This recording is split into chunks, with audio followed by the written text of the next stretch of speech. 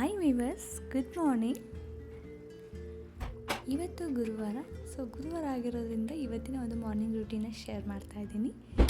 ಯಾರೆಲ್ಲ ವಿಡಿಯೋ ನೋಡ್ತಾ ಇದ್ದಾರೆ ಅವ್ರಿಗೆಲ್ಲರಿಗೂ ಕೂಡ ಥ್ಯಾಂಕ್ ಯು ಸೋ ಮಚ್. ಹಾಗೆ ಶುಭ ಮುಂಜಾನೆಯ ಶುಭಾಶಯಗಳೊಂದಿಗೆ ನಿಮ್ಮ ಇವತ್ತಿನ ಒಂದು ದಿನ ಖುಷಿಯಿಂದ ತುಂಬಿರಲಿ ಅಂತ ಕೇಳ್ಕೊತಾ ಇದ್ದೀನಿ. ಇವತ್ತಿನ ಒಂದು ವಿಡಿಯೋನ ಸ್ಟಾರ್ಟ್ ಮಾಡೋಣ. ಇದು ಮಾರ್ನಿಂಗ್ ರೂಟೀನ್ ಆಗಿರೋದ್ರಿಂದ ಸ್ವಲ್ಪ ಸೈಲೆಂಟ್ ವ್ಲಾಗ್ನ ಮಾಡ್ತಾಯಿದ್ದೀನಿ. ಯಾರಿಗೆಲ್ಲ ಈ ಥರ ಸೈಲೆಂಟ್ ವ್ಲಾಗ್ ಇಷ್ಟ ಆಗುತ್ತೆ ಅಂತ ಹೇಳ್ಬಿಟ್ಟು ಕಮೆಂಟ್ ಸೆಕ್ಷನಲ್ಲಿ ಕಮೆಂಟ್ ಮಾಡಿ. ಇದು ನನ್ನ ಒಂದು ಫಸ್ಟ್ ವ್ಲಾಗ್ ಅಂತಲೇ ಹೇಳ್ಬೋದು. ಮಿನಿ ವ್ಲಾಗ್ ಅಂತಲೇ ಹೇಳ್ಬೋದು. ನಿಮಗೆಲ್ಲ ಹೇಗೆ ಅನ್ನಿಸ್ತು ಅಂತ ಹೇಳ್ಬಿಟ್ಟು ಕಮೆಂಟ್ ಮಾಡಿ, ಓಕೆನಾ? ಹಾಗೆ ಇನ್ನೂ ಯಾರಾದರೂ ಸಬ್ಸ್ಕ್ರೈಬ್ ಮಾಡ್ಕೋದೆ ವಿಡಿಯೋನ ನೋಡ್ತಾ ಇದ್ದರೆ ಪ್ಲೀಸ್ ಒಂದು ಲೈಕ್ ಬಟನ್ನ ಕೊಟ್ಟು ಸಬ್ಸ್ಕ್ರೈಬ್ ಮಾಡಿಕೊಂಡು ವಿಡಿಯೋನ ನೋಡಿ. ನೈಟೇ ನಾನು ಮನೆಯೆಲ್ಲ ಸ್ವಲ್ಪ ಕ್ಲೀನ್ ಮಾಡಿಬಿಟ್ಟು ಪಾತ್ರೆನೆಲ್ಲ ತೊಳೆದ್ಬಿಟ್ಟು ಇಟ್ಟಿರ್ತೀನಿ. ಹಾಗಾಗಿ ಬೆಳಗ್ಗೆ ಜಾಸ್ತಿ ಕೆಲಸ ಇರೋದಿಲ್ಲ. ಇವಾಗ ನೋಡಿ, ನಾನು ಕಸ ಗುಡಿಸಿ ಸ್ನಾನ ಮಾಡುವಷ್ಟರಲ್ಲಿ 6 ಗಂಟೆ ಆಗೇ ಹೋಯಿತು. ಇವಾಗ ಸ್ವಲ್ಪ ಬಿಸಿನೀರ ಕಾಸ್ಕೊಂಡ್ಬಿಟ್ಟು ಟೀಗಿಡ್ತೀನಿ. ಹಾಗೆ ಈ ಕಡೆ ಟೀ ರೆಡಿ ಆಗೋ ಅಷ್ಟರಲ್ಲಿ ನಾನು ಪೂಜೆನ ಮುಗಿಸ್ಕೊಂಡ್ಬಿಡ್ತೀನಿ. ಪೂಜೆ ಮುಗಿದಾದ್ಮೇಲೆ ನಾನು ಟೀ ಕುಡಿತೀನಿ.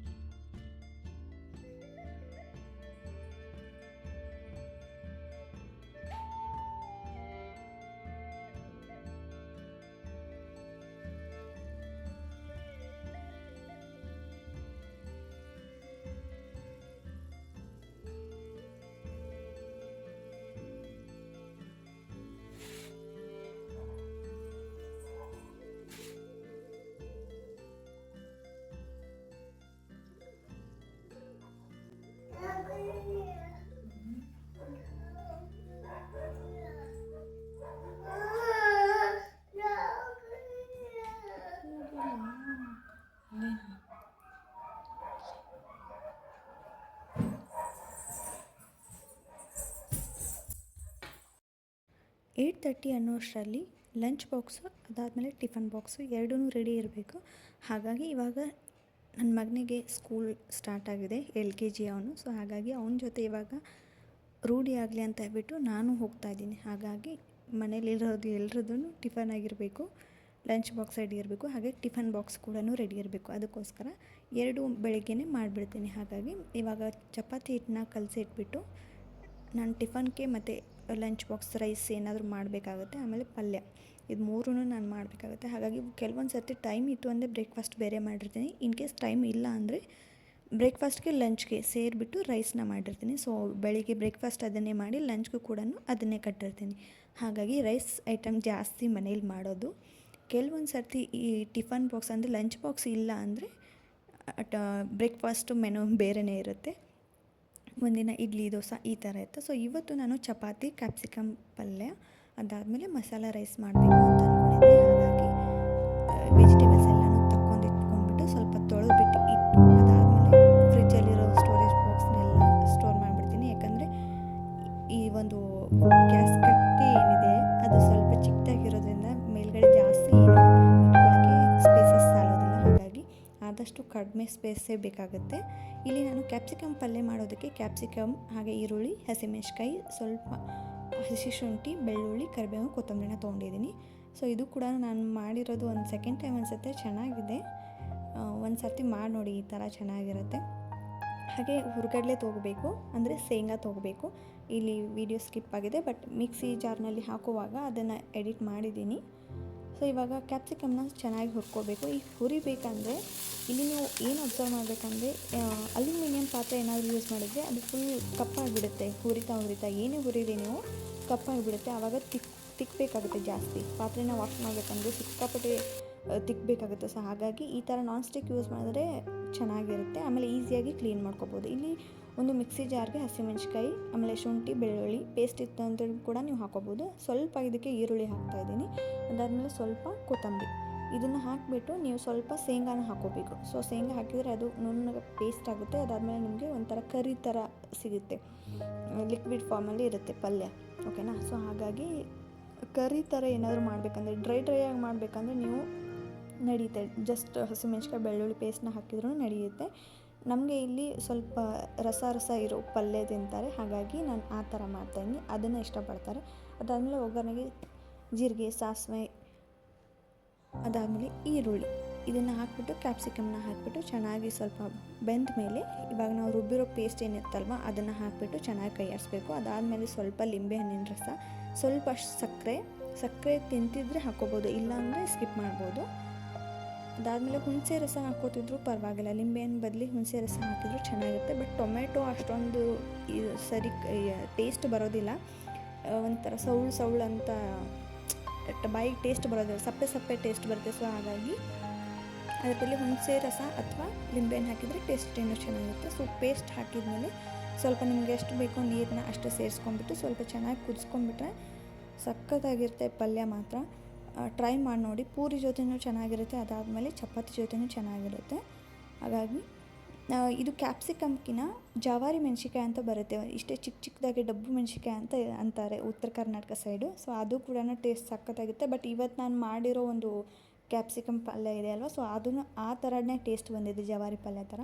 ಇಲ್ಲಿ ಸ್ವಲ್ಪ ಕೊರಿಯಂಡರ್ ಮಸಾಲ, ಅದಾದಮೇಲೆ ಗರಂ ಮಸಾಲಾನ ಹಾಕಿದ್ದೀನಿ. ನೀವು ಹಸಿಮೆಣ್ಸಿಕಾಯಿ ಬೇಡ ಆ್ಯಸಿಡಿಟಿ ಆಗುತ್ತೆ ಅನ್ನೋದಾದರೆ ನೀವು ರೆಡ್ ಚಿಲ್ಲಿ ಪೌಡರ್ನು ಕೂಡ ಹಾಕೋಬೋದು, ಅದು ಇನ್ನೂ ಟೇಸ್ಟ್ ಚೆನ್ನಾಗಿ ಬರುತ್ತೆ. ಸೊ ಇದನ್ನು ಹಾಕಿಬಿಟ್ಟು ಸ್ವಲ್ಪ ಕೊತ್ತಂಬರಿ ಹಾಕಿಬಿಟ್ಟು ಸ್ವಲ್ಪ ಉಮ್ಗೊಳಿಸಿದರೆ ಪಲ್ಯ ರೆಡಿಯಾಗಿ ಹೋಗುತ್ತೆ. ಇವಾಗ ನಾನು ರೈಸ್ಗೆ ಅಂತ ಹೇಳ್ಬಿಟ್ಟು ರೆಡಿ ಮಾಡಿಟ್ಕೊಂಡಿದ್ದೀನಲ್ವ, ಸೊ ಅದನ್ನು ಕೂಡ ರೈಸ್ ಮಾಡಿಬಿಡ್ತೀನಿ. ಲಂಚ್ಗೆ ಅದಾದಮೇಲೆ ಬ್ರೇಕ್ಫಾಸ್ಟ್ಗೆ ಎರಡೂ ಆಗುವಾಗೆ ಸ್ವಲ್ಪ ಜಾಸ್ತಿನೇ ಮಾಡಿರ್ತೀನಿ, ಆವಾಗ ಕರೆಕ್ಟ್ ಆಗಿಬಿಡುತ್ತೆ. ಇನ್ ಕೇಸ್ ಏನಾದರೂ ಟೈಮ್ ಇದ್ದರೆ ಬೇಗ ಎದ್ದಿದ್ರೆ ಟಿಫನ್ಗೆ ಬೇರೆ ಮಾಡಿರ್ತೀನಿ, ಇಡ್ಲಿ ದೋಸೆ ಅಥವಾ ಉಪ್ಪಿಟ್ಟು ಅವಲಕ್ಕಿ ಏನಾದರೂ ಬೇರೆ ಮಾಡ್ಕೊಂಡಿರ್ತೀನಿ. ಇನ್ನು ಇಲ್ಲಿ ಮಸಾಲ ರೈಸ್ ಮಾಡೋದಕ್ಕೆ ಬೆಳ್ಳುಳ್ಳಿ, ಶುಂಠಿ, ಈರುಳ್ಳಿ, ಅದಾದಮೇಲೆ ಹಸಿ ಬಟಾಣಿ, ಸೌತೆಕಾಯಿ, ಬೀನ್ಸು, ಬಟಾಟಿ, ಅದಾದಮೇಲೆ ಹಸಿಮೆಣ್ಸಿಕಾಯಿ, ನಮ್ಗೆ ಬೇಕಂದ್ರೆ ರೆಡ್ ಚಿಲ್ಲಿ ಕೂಡ ಹಾಕ್ಬೋದು. ಇಲ್ಲಿ red chilli, coriander masala, garam masala, ಅರಿಶಿನ ಪುಡಿ, ಲಿಂಬೆಹಣ್ಣು ತೊಗೊಂಡಿದ್ದೀನಿ. ಸೊ ನೀವು ಇನ್ನೂ ಯಾವ್ದಾದ್ರು ವೆಜಿಟೇಬಲ್ ಇದ್ದರೆ ಇದರಲ್ಲಿ ಮಿಕ್ಸ್ ಮಾಡ್ಕೋಬೋದು. ಬಟ್ ನಾನಿಲ್ಲಿ ಸ್ಪೈಸಸ್ನ ಹಾಕ್ತಾಯಿಲ್ಲ, ಯಾಕಂದರೆ ಹುಡುಗರನ್ನು ಸೇರಿಸಿ ಅಂದರೆ ಮಕ್ಕಳಿಗೆ ಸೇರಿಸಿ ನಾನು ಮಾಡ್ತಾ ಇರೋದ್ರಿಂದ ಸ್ಪೈಸಸ್ ಹಾಕಿದ್ರೆ ಸ್ವಲ್ಪ ಖಾರ ಆಗುತ್ತೆ ಅಂತ ಹೇಳ್ಬಿಟ್ಟು ನಾನು ಸ್ಪೈಸಸ್ ಹಾಕ್ತಾಯಿಲ್ಲ, ಅದ್ರ ಬದಲು ಪೌಡರ್ನ ತೊಗೊಂಡಿದ್ದೀನಿ.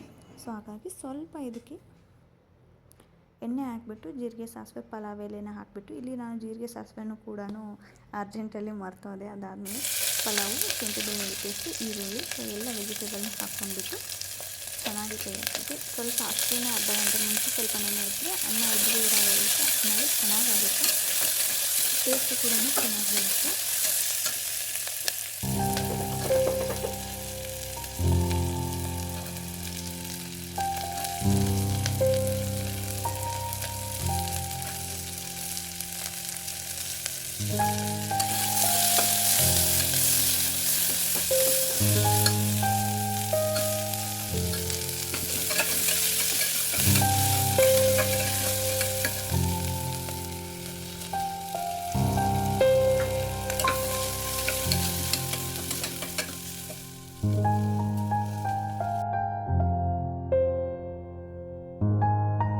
ಇನ್ನು ತರಕಾರಿ ಎಲ್ಲ ಬೆಂದ ಮೇಲೆ ನೆನೆಸಿರೋ ಅಕ್ಕಿನ ಹಾಕಿಬಿಟ್ಟು ಚೆನ್ನಾಗಿ ಮಿಕ್ಸ್ ಮಾಡಿಬಿಟ್ಟು ಅದಾದಮೇಲೆ ನಿಂಬೆಹಣ್ಣು, ಅದಾದಮೇಲೆ ಉಪ್ಪು, ಸಕ್ಕರೆ, ಇನ್ನೂ ಏನಾದರೂ ಯಾವ್ದಾದ್ರು ಮಸಾಲೆ ಹಾಕಬೇಕಿದ್ರೆ ಸೊ ಅದನ್ನು ಆ್ಯಡ್ ಮಾಡಿಬಿಟ್ಟು ನೀರು ಹಾಕಿಬಿಟ್ಟು, ಯಾರಿಗಾದರೂ ನೀರು ಗೊತ್ತಾಗಲಿಲ್ಲ ಅಂದರೆ ಕುಕ್ಕರ್ಗೆ ನೀರು ಹಾಕಿದ ತಕ್ಷಣ ಒಂದು ಸ್ವಲ್ಪ ನಿಮಗೆ ಕುದಿಯೋವರೆಗೂ ಬಿಡಿ. ಅಕ್ಕಿ ಒಂದು ಸ್ವಲ್ಪ ಕುದ್ದಿದೆ, ಓಕೆ ಇವಾಗ ಇನ್ನೊಂದು 2 ನಿಮಿಷ, ಇನ್ನೊಂದು 5 ನಿಮಿಷ ಬೇಕು ಅನ್ನೋಷ್ಟರಲ್ಲಿ ಮುಚ್ಚಳ ಮುಚ್ಚಿಬಿಟ್ಟು 2 ವಿಸಿಲ್ನ ಹೊಡಿಸಿ, ಆವಾಗ ಅನ್ನ ಉದುರಾಗಿ ಬರುತ್ತೆ, ಚೆನ್ನಾಗಿರುತ್ತೆ.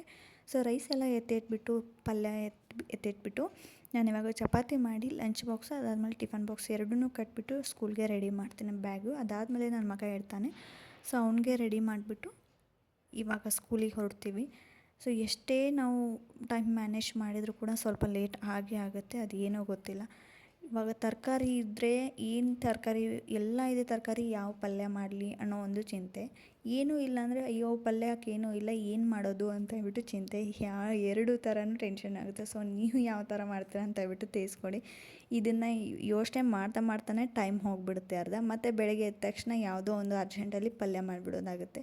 ಸೊ ಪ್ಲ್ಯಾನಿಂಗ್ ಪ್ರಕಾರ ಯಾವುದು ಕೂಡ ಆಗೋದಿಲ್ಲ. ಸೊ ನಿಮಗೆಲ್ಲ ಹೇಗೆ ಅನಿಸುತ್ತೆ ಅಂತ ಬಿಟ್ಟು ಕಮೆಂಟ್ ಸೆಕ್ಷನಲ್ಲಿ ಕಮೆಂಟ್ ಮಾಡಿ. ಇವತ್ತಿನ ಒಂದು ರೂಟೀನ್, ಇವತ್ತಿನ ಒಂದು ಮಿನಿ ವ್ಲಾಗ್ ಈ ಥರ ಇತ್ತು. ನಿಮಗೆಲ್ಲ ಹೇಗೆ ಅನ್ನಿಸ್ತು ಅಂತ ಬಿಟ್ಟು ಪ್ಲೀಸ್ ಕಮೆಂಟ್ ಮಾಡಿ. ನನಗೂ ಕೂಡ ಖುಷಿ ಆಗುತ್ತೆ.